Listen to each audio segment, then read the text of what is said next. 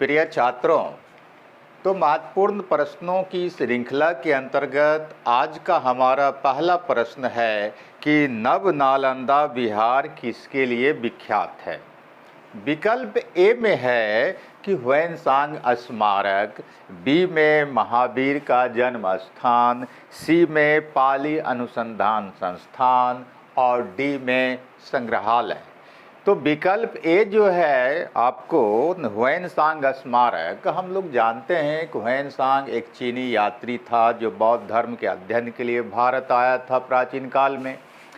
और जो है महावीर बी जो विकल्प है महावीर का जन्म स्थान, हम लोग जानते हैं कि महावीर का जन्म जो है आपको कुंडग्राम वैशाली में हुआ था।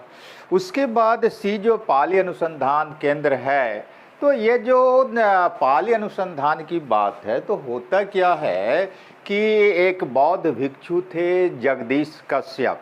तो जगदीश कश्यप ने जो है आपको नव नालंदा महाविहार की नींव डाली थी और उसका निर्माण बिहार सरकार ने पूरा करवाया और 1951 में यह आम जनता को सुपुर्द कर दिया गया। और यह जो नव नालंदा महाविहार है, इसमें जो आपको अध्ययन कराया जाता है और शोध कराया जाता है वह बौद्ध धर्म और पाली का अध्ययन तथा उससे संबंधित जो है मुद्दों का अध्ययन या शोध किया जाता है। तो इस तरह से हमारा जो उत्तर होगा यहाँ पर वो सी होगा, पाली अनुसंधान केंद्र के बारे में। अब उसके बाद हमारा दूसरा क्वेश्चन है, क्षणिकवाद का प्रतिपादन किसने किया था। तो क्षणिकवाद को किसने सामने लाया या क्षणिकवाद का सिद्धांत किसने दिया, यह हमसे क्वेश्चन पूछ रहा है। ए में कहता है बुद्ध, बी में कहता है आपको जैन, सी में कहता है चारवाक, डी में कहता है न्याय और ई में कहता है इनमें से कोई नहीं। तो पहला जो विकल्प ए है, अगर उसका विश्लेषण करें, मतलब सारे विकल्पों का विश्लेषण करें, तो ए जो है बुद्ध, तो बौद्ध धर्म के अनुसार क्या है कि दुनिया की हर वस्तु हर चीज परिवर्तनशील है और एक क्षण के बाद हर वस्तु अपना दूसरा स्वरूप ग्रहण कर लेता है। इसलिए बौद्ध धर्म की मान्यता के अनुसार चूंकि दुनिया परिवर्तनशील है, इसलिए आत्मा भी परिवर्तनशील है, इसलिए क्षणिकवाद का सिद्धांत जो है वह बौद्ध धर्म से जुड़ता है। उसके बाद बी जो है जैन है, तो जैन धर्म के अंतर्गत अनेकांतवाद और स्यादवाद का सिद्धांत आता है, जिसके मुताबिक निश्चित होकर के किसी वस्तु की सत्यता के बारे में कुछ नहीं कहा जा सकता, हर चीज़ हर घटना संदेह के दायरे में होता है, यही स्यादवाद और अनेकांतवाद है। डी में सी में जो चारवाक है, तो चारवाक दर्शन कहें या लोकायत दर्शन कहें, यह प्राचीन कालीन एक भौतिकवादी नास्तिक दर्शन है। और चारवाक या लोकायत दर्शन के अंतर्गत जो है आपको प्रत्यक्ष को ही प्रमाण माना जाता है, किसी पारलौकिक सत्ता को इस चारवाक दर्शन में स्वीकार नहीं किया जाता है। मतलब यह कि ईश्वर है, इस बात को चारवाक दर्शन नहीं मानता है और प्राचीन काल में यह एक लोकप्रिय दर्शन भी था। उसके बाद न्याय दर्शन की बात आता है, तो भारत तो प्राचीन कालीन जो है जो 6 जैसो प्रसिद्ध दर्शन थे वैदिक दर्शन, उसमें से एक न्याय दर्शन भी था और इसके प्रवर्तक जो है महर्षि गौतम माने जाते हैं। न्याय दर्शन के मुताबिक जो है इस सृष्टि का रचनाकर्ता ईश्वर है। तो कुल मिलाकर के अगर सारे विकल्पों का विश्लेषण करते हैं तो उत्तर हमारा आता है आपको बौद्ध धर्म, मतलब ए। उसके बाद अगला क्वेश्चन जो हमारा होता है वो है बौद्ध धर्म के महायान और हीनयान संप्रदायों में सर्वाधिक मौलिक अंतर है।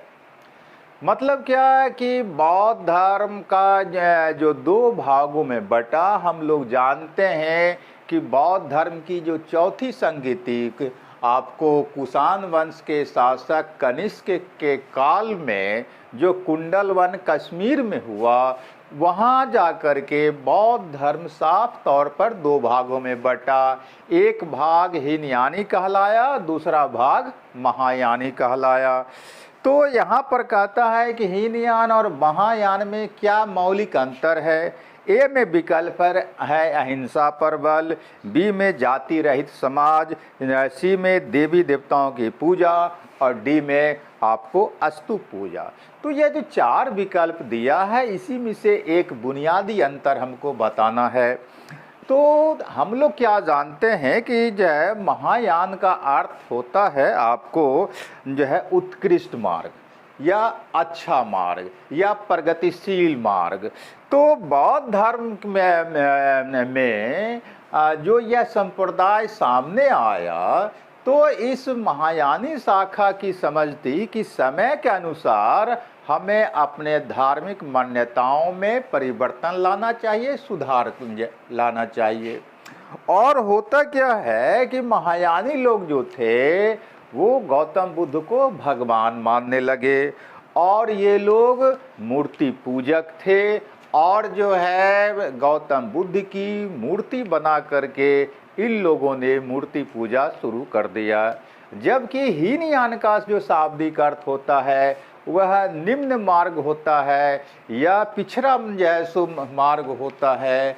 और हीनयानी लोग जो थे वो बौद्ध धर्म में समय के अनुसार कोई बदलाव नहीं करना चाहते थे और ये लोग गौतम बुद्ध को देवता नहीं बल्कि एक महापुरुष मानते थे।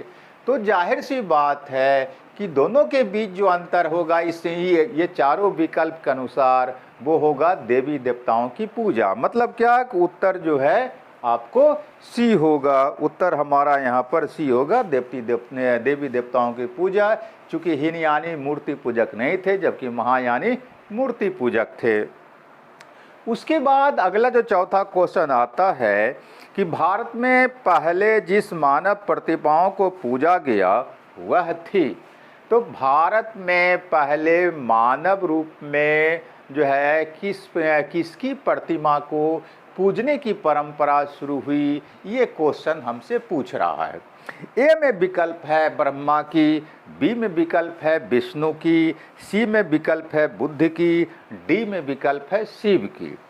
तो अभी अभी हम लोगों ने देखा कि बुद्ध की जो है सो प्रतिमा बना करके उसकी मूर्ति पूजा करने की परंपरा बौद्ध धर्म के अंतर्गत महायानियों ने शुरू की और गौतम बुद्ध की जो पहली मूर्ति बनती है वो प्रथम सदी में ही मथुरा कला के अंतर्गत बनाई जाती है। तो उत्तर हमारा यहाँ पर होगा सी, मतलब बुद्ध। उसके बाद पांचवा क्वेश्चन जो है वह है निम्नलिखित में से कौन से शासक ने बौद्ध मत के विस्तार में योगदान नहीं दिया। मतलब चार शासक का विकल्प वो दे रहा है और कहता है इसमें से एक नाम बताइए जिसने बौद्ध धर्म के विकास में योगदान नहीं किया। तो ए में विकल्प है हर्षवर्धन। हम लोग जानते हैं कि हर्षवर्धन पहले शैव था, बाद में बौद्ध हो गया और जो है बौद्धों की 5वीं परिषद उसने बुलाई थी। उसके बाद बी है कनिष्क। तो कनिष्क हम जानते हैं कि बौद्ध मत का अनुयायी था और इसी के काल में बौद्धों की चौथी संगति कुंडलवन कश्मीर में हुई थी।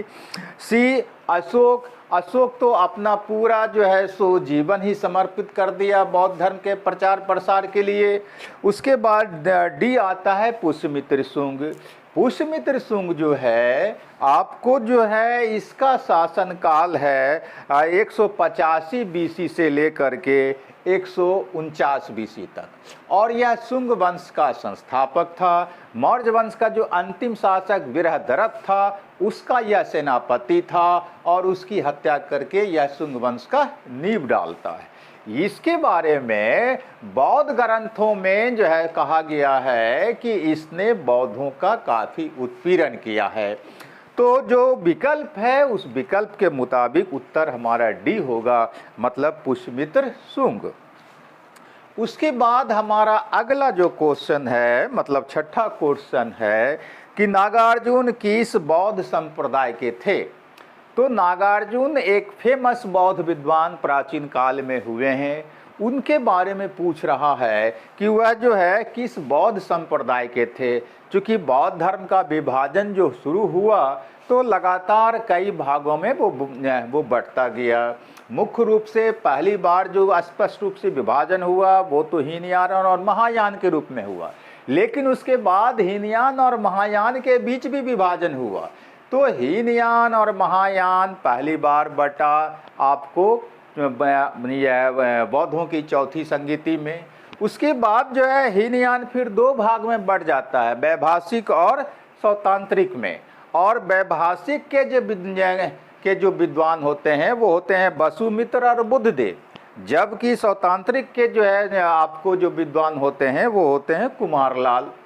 और उसी ढंग से महायान भी दो भाग में बढ़ जाता है। एक भाग माध्यमिकवाद है जिसको कि शून्यवाद भी कहा गया, और दूसरा भाग जो है वह विज्ञानवाद है, मतलब योगाचार है।